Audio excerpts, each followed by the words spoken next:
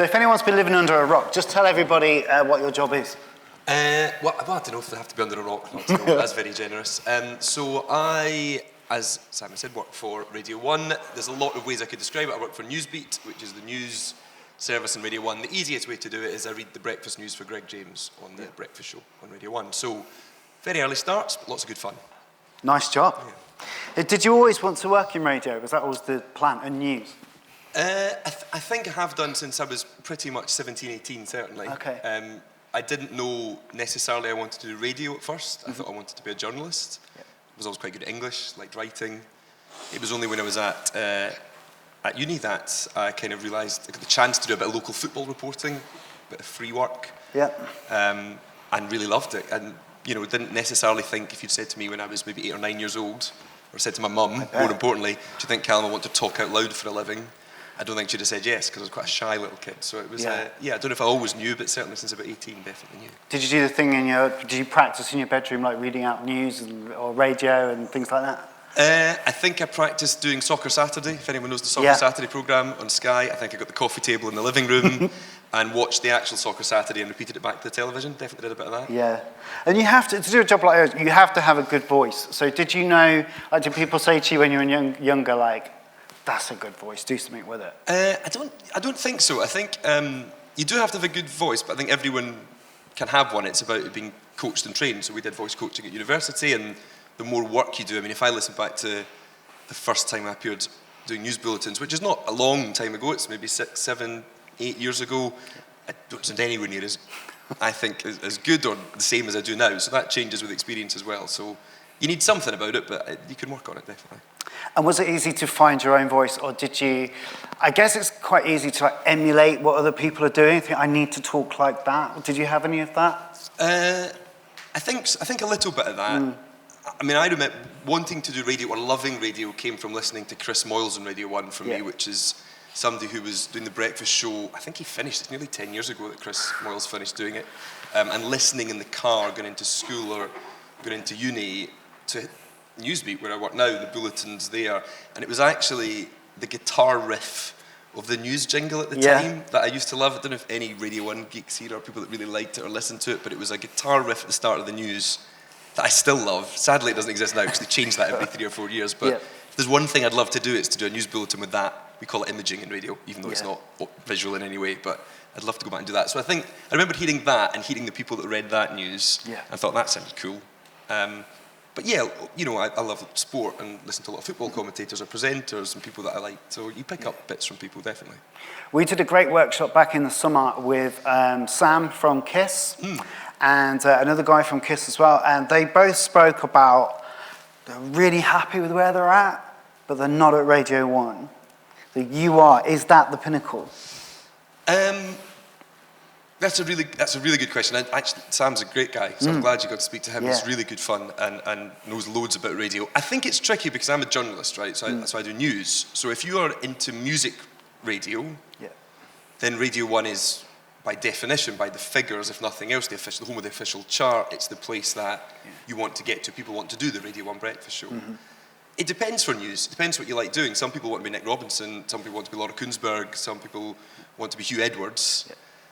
I kind of thought I might like some of that stuff, but actually being at Newsbeat and Radio 1 is so different because our audience is younger, it's aimed younger, it's not meant to sound like Newsnight, it's not meant to read like newspapers, it's meant to feel different. So I think it depends, but for me it's where I think you get loads of fun because it's interesting what I think Ben said earlier about enjoying himself and having fun.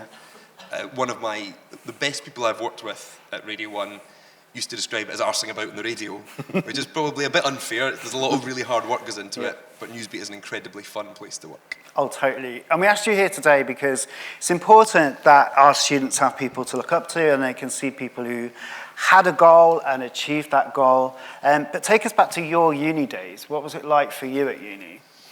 In terms of just how I was and what I enjoyed. Did you engage in any extracurricular things like that to achieve your goal? Yeah, so like I said, I wasn't, for somebody that now speaks on the radio, wasn't necessarily as confident at 17, 18 turning up at uni as you might think. I did a lot of student newspaper stuff, so I got involved in that, which was fantastic, just to kind of get into the habit of interviewing people and putting yourself out there and trying to deal with in your second and third year, first years that wanted to get involved. So being involved in a society, that was really important. I think pushing yourself to, I mean, it sounds really cliched, but it's the stuff to make new friends, to meet other people, to not stick to 2 or 3 of your closest friends. It's really easy to do when you get to uni, right? You kind of have people you like and you think, well, this is good. But yeah, I did a bit of that stuff. I wasn't as into the student radio station, actually, ironically, at the time. There's loads of things I look back at now and think I could have done more. I think that is a really interesting thing. I had a great time at uni. I wouldn't change very much of it at all. But looking back, you think, yeah, I could have thrown myself into even more stuff. So that, I mean, I think that's, I've heard a few people say that already today, that just throw yourself into everything you possibly can is a really good bit of advice. And have you been back to your uni to do this kind of thing? Do they get in touch and say, come and talk to us? They haven't asked me back yet, what? actually. I'm not, actually, now you mentioned that. We'll adopt you. Yeah. You can be honorary alumni. And when people, I mean, you've touched on this already, and we've heard about it throughout the talks today, but in terms of self-confidence, you know, people must assume, I'm guessing, you're full of self-confidence. What's the deal? What's the reality? Yeah, I think that is the assumption. I realised this for the first time when one of my best friends asked me to be his best man and to do a speech at his wedding. And I thought, I don't want to do that. What? That's. I mean, I want to do it, but the more I thought about it, I thought, I'm not sure I'm ready for that. So people think there's a lot of self-confidence, and I think you get self-confidence the more you do something, the more you enjoy something, the better you get at something. But I do think you have to work on it. And I think that when I see other people maybe who are lacking a bit of confidence in our team that are newer and coming at it a bit younger, and I think back to stuff that I did, you know, when I was maybe newer in the industry, or in any situation actually in life, that confidence usually comes from not being sure of how equipped you are to deal with a situation, right? I know that sounds really obvious, but a lack of confidence, usually an uncertainty over whether you can do something, whether you have the ability to do something. And the great thing is you can kind of do something about that. So I was thinking about ahead of today about confidence and where do I think that may be changed. And it's not a very Radio 1 and music industry story, unfortunately, but it's way before that. I said I didn't you know, wasn't the most confident 16-year-old in the world. I got a couple of part-time jobs when I was at uni. One was behind a bar in a very busy Wetherspoons, a huge bar that was packed every Saturday night, where you deal with a lot of people that sometimes liked you, sometimes didn't like you, weren't always your friend, weren't always sober. And that was a bit tricky, and you had to really quickly, as an 18-year-old, learn social skills, people skills, how to deal with good and bad. And then I went to work in a call centre for a year and a half to fix Sky TV for people. So I can still describe the back of your Sky boxes in my memory, I think, from that. And I actually think those two things, doing those two jobs, learning to pick up a phone repeatedly at the Sky call centre, and learning to deal with people face-to-face in sometimes quite tricky situations, was the real thing that changed confidence for me. Lots came after that. It didn't all just come from there. But yeah, I think it was an awareness that maybe I'm not great at that, and I need to do something about that and put myself in a situation where I learn how to deal with it, and then the confidence comes from knowing you can handle it. And with the confidence in your job now, I mean, it's Greg's name above the door. Everyone looks at him, the pressure's on him, but you are part. Anyone who's involved in the show is a big part of it. So do you feel like pressure, but every day, you know, I'm going to have to kind of step up? I mean, it's really good fun, and fun, having a good time. I think, again, what the guys were saying about enjoying what you do, I really love that diagram of the different things, and, you know, talking about what you like doing, where you get enjoyment from, what you get satisfaction from. If you've got that going, you kind of deal with pressure quite well, because there's adrenaline going and you're enjoying yourself. There are days that are more pressure than others, and I think people always think you're maybe immune to it now, but I mean, I'll give you a recent day where you feel pressure. As everybody is aware, the Queen passed away not long ago. That is a huge event for news journalists, because we've been practicing it for literally 50 odd years, not individually, but in newsrooms, and a very specific way of dealing with it. For the first 12 hours or so, on Radio 1 was a Radio 4 and 5 live programme that's just more a general news programme covering it. And the next morning, we were retaking control of the network, if you like, with Greg's programme at 7 a.m. It's a very toned-down programme and lots of sort of adjustments that had been made.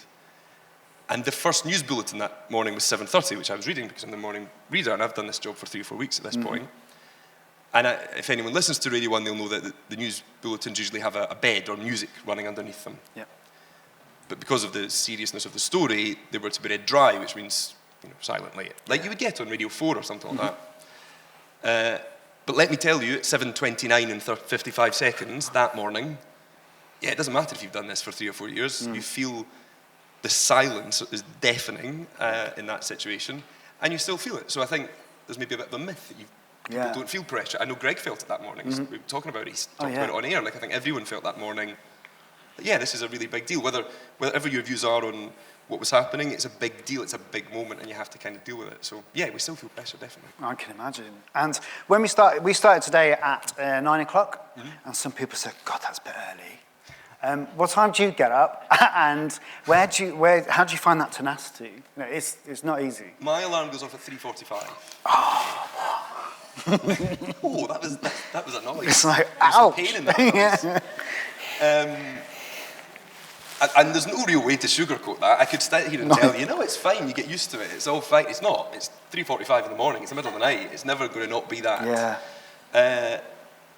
I get to finish at sort of 11:30, 12, which is quite nice. But I think it's about loving it. You have to really, if you want to do a job where you have to get up at 3:45, you know that's part of the gig, right? So it's not like I took that job thinking, well, maybe I'll get to line until 7:30. Doesn't work like that. No. And you probably don't do it forever. You certainly don't do it forever. Yeah. But you don't do it for, different jobs, different shift patterns. But you just deal with it because if you really want to enjoy it, I think. You get used to it more, I would say. Yeah.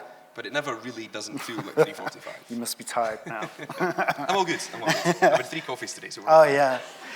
And Greg James himself, I mean, obviously we talk about entrepreneurship today. Greg, yes, he does Radio 1 and 5 Live, but he also has his books. He's an author. He has his own gin as well. I mean, does any of that kind of side interest you? Do you sort of look at people like him and think, yeah, maybe I could do different things as well? A little. I think, what I would say first of all is there is a difference from being a newsreader there to being a Radio 1 DJ, and Greg is a huge name in UK radio. I'm not that in any stretch of the imagination. So he has that sort of ability to go and do that stuff. And he does, like you say, his cricket, he does a bunch of other things that he's really involved in, his writing. From the journalist side of things, I think you still look at other bits of journalism you can do, and I do the other bits here and there. And that's the joy, I'm just talking about the 3:45 alarm, the joy of it is you have afternoons free and you can do other stuff. Stuff like this, really good, nice thing to do. But yeah, you always want to you don't ever sit and think, well, that's me, I'm just going to settle in now. I think there's always more stuff that you can do, more opportunities. I'm really lucky I work for a great organisation. The BBC allows you to do stuff. Yeah. People, as you've mentioned there, don't just do one thing in the BBC. You get opportunities if you work hard and if you have the sort of drive to go and get them. So yeah, I think so. But I think I'm probably someone off having book deals and podcasts. Somewhere. That's Greg's world. And you're still young, but a lot of people, and certainly former Newsbeat people I can think of, have gone into self-employment or they've gone to do different things. Do you think about your own future? Do you think this might last for this long and then what I'll do? Or do you think like that? I think you have to, probably. Yeah. I think with Radio 1, the kind of big, I was going to say unsaid thing, but sometimes it's a said thing, is that our audience is, in theory, 15 to 24-year-olds. Yeah. Now, obviously, we're never going to tell anyone else not to listen to Radio 1, or 1 Extra, or Asian Network, all 3 networks that we're on. But that's the sort of initial target audience. Yeah. You have a relevancy issue sometimes if you go ages beyond that. So you're always aware yourself that there'll come a point where maybe you don't feel like the world you're part of and that you're aware of and you inhabit is aimed at people that are 17, 18, 19, 20. Yeah. The flip side of that is Scott Mills just left Radio 1, and Scott is not 25 anymore, but sounded completely relevant and made his own decision to leave to go to Radio 2. So I guess you think about it a bit because of where we work.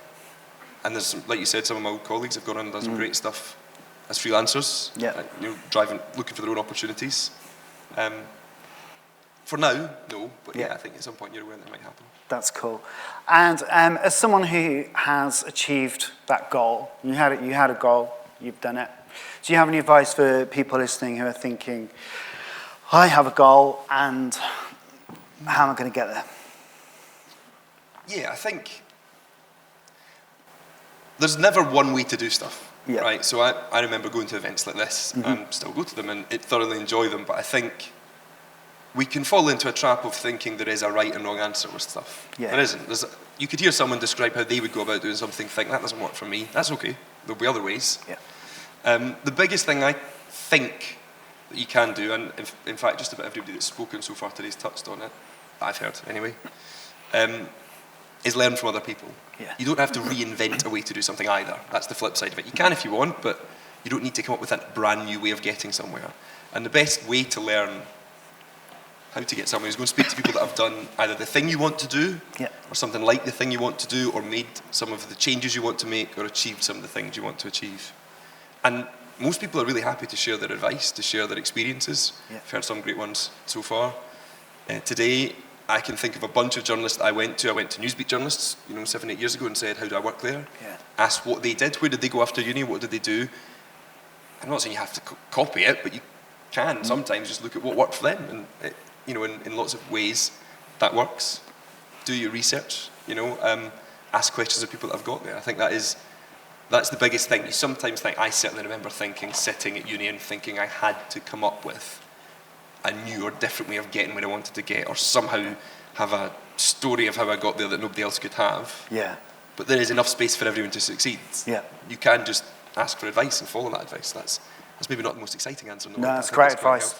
That's great advice, Calum. And there's one more thing we asked you to do. We randomly pinged you a little script. So we have had a big year. DMU Entrepreneurship, as I said at the beginning today, is right now, it's just me and Tammy. And we have had a big year. We've done an awful lot. And so we thought we'd put Calum on the spot and make him read out some of our highlights and our headlines from the year. Now, we haven't got a Newsbeat music, but we've got something nearly close. It's close, nearly as good. So if we play some newsy music, and if you can read the headlines out, that'd be amazing. Okay, let's do it. Okay, well, it has been another epic year for the DMU Entrepreneurship team. DMU Global Entrepreneurship trips resumed, with students visiting Los Angeles, Lisbon and Dubai. The next trip takes place in January, with students heading to New York. Lucky them. New trips will be announced soon at dmuglobal.com. The first physical DMU Entrepreneurship Awards took place, recognising the most enterprising students and graduates. Tarnjeet Kaur was named Entrepreneurial Student of the Year, and nominations for next year's awards are now open. DMU were shortlisted in the Times Higher Education Awards category for Outstanding Entrepreneurship of the Year. They didn't win, but there is always next year. And finally, the team's efforts kept DMU in the top 10 for universities supporting student and graduate startups this year. And DMU rose a place to 7th in the table. That's it, but there is more from us next year. Yay!